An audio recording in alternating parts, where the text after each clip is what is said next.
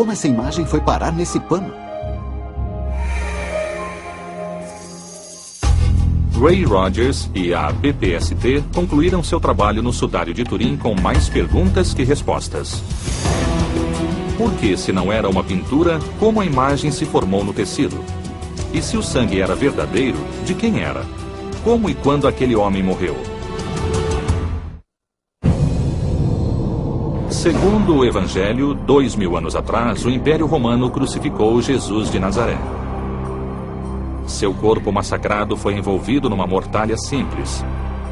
Durante séculos, muitos acreditaram que este pedaço de linho de 4 metros de comprimento fosse essa mortalha, apesar das poucas evidências que sustentassem isso. Nem mesmo sua origem é conhecida.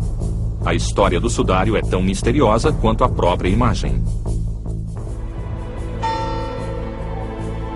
O primeiro registro do sudário, o primeiro lugar onde ele foi exibido, foi aqui, no pequeno vilarejo francês de Lirey, passados quase 1300 anos da era cristã.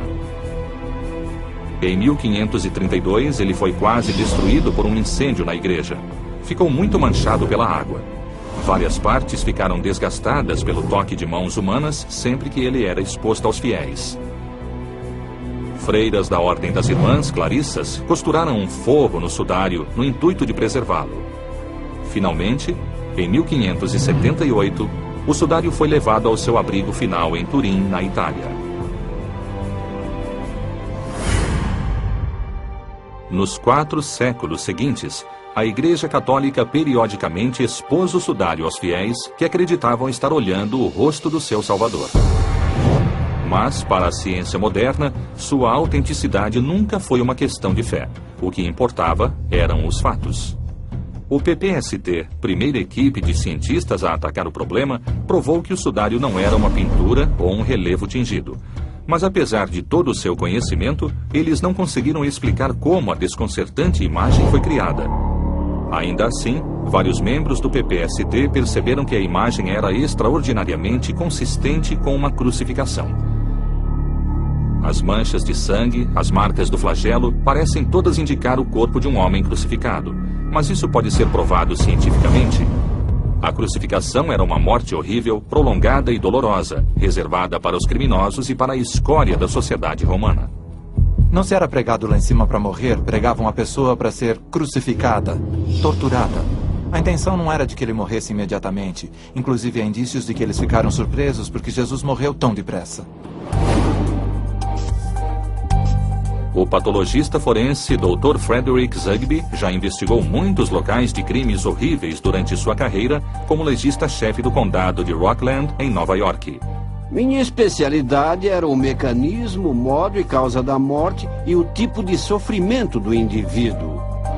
A fascinação do Dr. Zugby pela patologia da crucificação começou em 1948, quando ele ainda cursava a faculdade.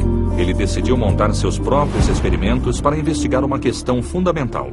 Se o sudário fosse encontrado no local de um crime, os indícios forenses confirmariam a crucificação como causa da morte? Vamos lá. Quando Zugby começou sua pesquisa, o conhecimento forense sobre a crucificação era praticamente inexistente. Pronto. E agora? O Dr. Zugby fez uma cruz para determinar como a crucificação causa a morte. Esta experiência ajudaria a analisar as evidências forenses do sudário. O único pressuposto disponível na época era de que a vítima sufocava sob o peso do próprio corpo, mas a experiência de Zugby sugeria outra coisa. A causa da morte foi devido ao choque que causa insuficiência cardíaca. O mais interessante para Zugby eram os pregos nas mãos. O sudário mostra poças de sangue próximas aos pulsos do homem crucificado. Mas mãos humanas pregadas numa cruz conseguiriam sustentar o peso do corpo crucificado? O Dr. Zugby projetou luvas e medidores especiais para testar sua teoria. Os cálculos que fizemos mostram que as palmas das mãos definitivamente sustentariam. O Dr. Zugby fez outra descoberta surpreendente. A prática romana de pregar a palma da mão da vítima teria rompido o nervo médio na mão. e isso teria o efeito de virar os polegares da vítima para dentro. Um exame cuidadoso do sudário mostra que os polegares da vítima estavam voltados para dentro. Eles estão ocultos sob as palmas, como seria de se esperar se o nervo médio fosse rompido. É exatamente isso. O polegar foi puxado para dentro e do sudário de Turim ele parece que está faltando. O rompimento do nervo médio estava longe de ser a única pista que a investigação do Dr. Zugby encontrou no sudário. Vemos que a face não é simétrica, revelando evidências de espancamento.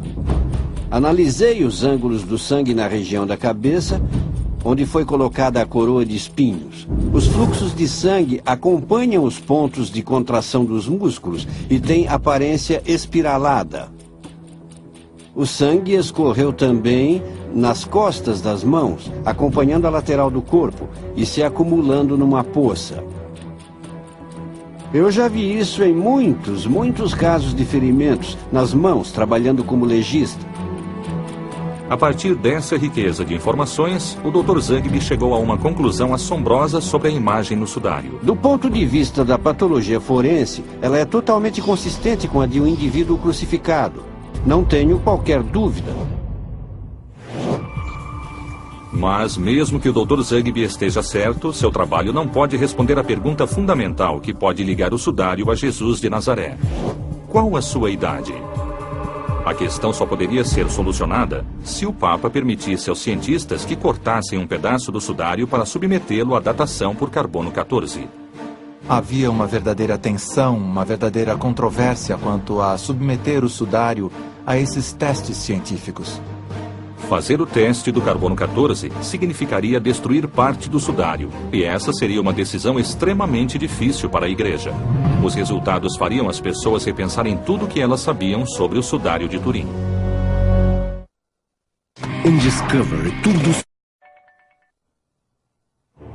Turim, Itália. Em 1978, uma equipe internacional de cientistas que chamava a si própria Projeto de Pesquisa do Sudário de Turim, ou PPST, provou que a imagem no sudário não era um desenho nem pintura. Esse resultado convenceu muitos fiéis de que eles estavam de fato olhando para o rosto de Cristo.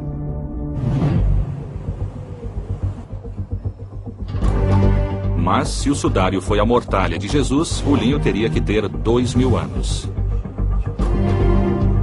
A única maneira de provar isso seria cortando um pedaço do sudário para fazer o teste de datação por carbono 14, um processo que poderia identificar a idade do tecido com uma margem de erro de 30 anos. Em 1988, cientistas procuraram obter acesso ao sudário pela segunda vez, mas, sem que eles soubessem, o Papa João Paulo II já havia consultado seus próprios assessores científicos e tomado uma decisão. Eu estava em Roma na época e havia uma verdadeira tensão, uma verdadeira controvérsia quanto a submeter o sudário a esses testes científicos. Porque se fosse mesmo a mortalha de Jesus, não seria uma indignidade com a única ligação material existente com o Salvador? E outros diziam, bem, se há uma falsificação, nós temos que saber, mas João Paulo II e o Vaticano, num gesto louvável, disseram, não, vamos examinar isto a fundo, literalmente. O primeiro passo em qualquer processo de datação por carbono é queimar por combustão o material que está sendo testado.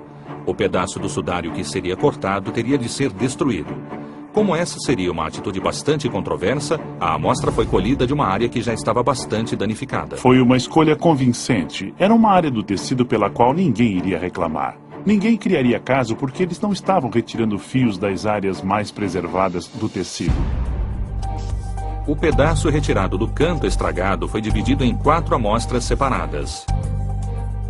Um pedaço do sudário foi enviado à Universidade de Oxford, outro para um Instituto Tecnológico da Suíça, em Zurique, e 2 pedaços menores foram para a Universidade do Arizona, aos cuidados do Dr. Tim Zhou, membro da equipe original de datação por carbono.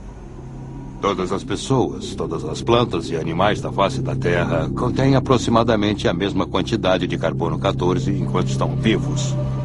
Quando morremos, o carbono 14 do corpo se decompõe a uma taxa conhecida. Medindo o carbono 14 da amostra e comparando com um padrão, podemos calcular a idade com base na relação entre a amostra e o padrão. Primeiro, a amostra do sudário foi limpa de todas as impurezas. Em seguida, ela foi literalmente queimada. Começamos com uma amostra de linho sendo queimada e levando o carbono da amostra ao estado gasoso. O CO2 é em seguida solidificado e transformado em grafite ou carbono puro. Cada amostra de grafite passa por um espectrômetro de massa com acelerador que conta cada átomo individual de carbono 14. Esse detector consegue contar um átomo por vez. Nas amostras modernas, contamos acima de 100 átomos por segundo. Numa amostra antiga que teria em torno de 50 mil anos, contamos 5 ou 10 átomos em 2 minutos. A partir do número obtido, os cientistas conseguem precisar uma data. Para o teste do sudário de Turim, cada laboratório trabalhou secreta e independentemente do outro, mas todos chegaram a datas próximas.